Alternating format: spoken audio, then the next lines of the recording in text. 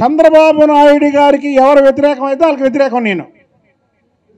చంద్రబాబు నాయుడు గారికి ఎవరు సపోర్ట్ అయితే వాళ్ళకి సపోర్ట్. నాకు రెండో క్వశ్చన్, రెండో ఏజెండా ఉండదు. రెండో ఏజెండా ఎప్పుడూ ఉండదు మీకు.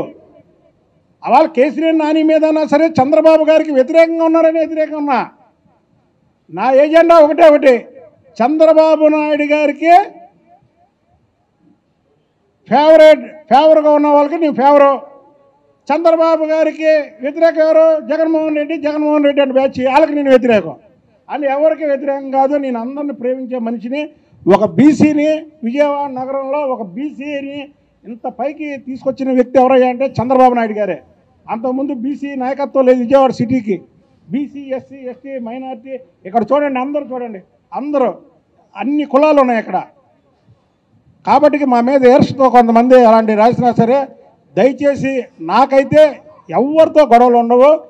సుజనా చౌదరి గారు కూడా చాలా ఇబ్బంది, ఇదేంటి మన మీద చక్కగా అన్నీ మాట్లాడుకుంటే డెవలప్మెంట్ల గురించి ఇలా రాశారు. ఆ పాపకేమో నేను అంత సహాయం చేస్తానంటే, ఇప్పుడే మీరే అన్నారు కదా చంద్రబాబు గారికి కూడా భుజం మీద వేసుకొని అతను పనిచేసినట్టు, అతను పోటీ చేసినట్టు పనిచేసి గెలిపించారండి అని చెప్పడం ఇవన్నీ తప్పు.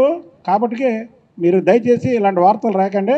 ఇంకోటి ఏంటంటే చిత్తూరు వీరప్పన్న మాత్రం వదిలే ప్రసక్తే లేదు. చిత్తూరు వీరప్పన్నది మేము సిఐడికి ఇవ్వమని రేపే డీజీపీకి నేను లేఖ రాస్తా.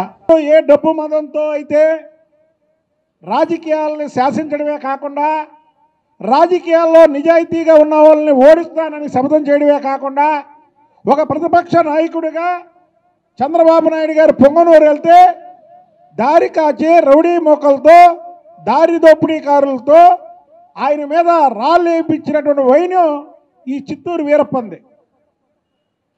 ఇవాళ ఒకటిగా ఈ చిత్తూరు వీరప్పను ఇవన్నీ కూడా బయటపడుతున్నాయి.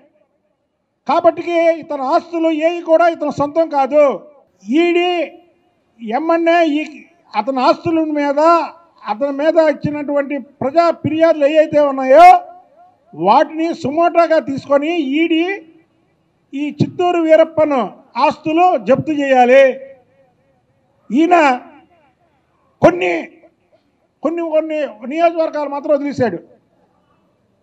ఏదంటే చంద్రగిరి చెవిరెడ్డి భాస్కర్ రెడ్డికి, తిరుపతి భువన కరుణాకర్ రెడ్డికి, నగిరి రోజాకి, ఈ ముగ్గురికి వదిలేసి మిగతా మొత్తం దోచుకున్నాడు. భువన కరుణాకర్ రెడ్డి కొడుకు టీడీఆర్ బాండ్లో పెద్ద కుంభకోణం చేశాడు. ఇక చెవిరెడ్డి భాస్కర్ రెడ్డి కొడుకు గురించి చెప్పాలంటే అంతే లేదు. అక్కడ నాని మీద దాడి చేసి వాడిని చంపపోవడమే కాకుండా మళ్ళీ అతని మీదే తిరిగి కేసు పెట్టినటువంటి వైను. అలాంటి వ్యక్తులు ఇవాళ రాజకీయాలకి పనికిరారు.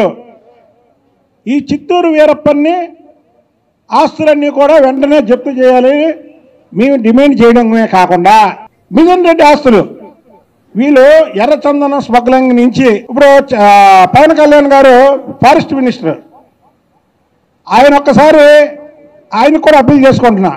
2019 నుంచి 24 వరకు శేషాచలం అడవుల్లో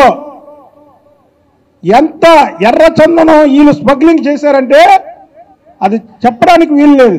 అందుకే చిత్తూరు వీరప్పను ఈ పెద్దిరెడ్డి డబ్బు మతంతో చంద్రబాబు గారిని కుప్పంలో ఓడిస్తానని అక్కడ కూర్చున్నాడు. ఈ వీరప్పని వారసుడినేమో పిఠాపురంలో కూర్చోబెట్టాడు.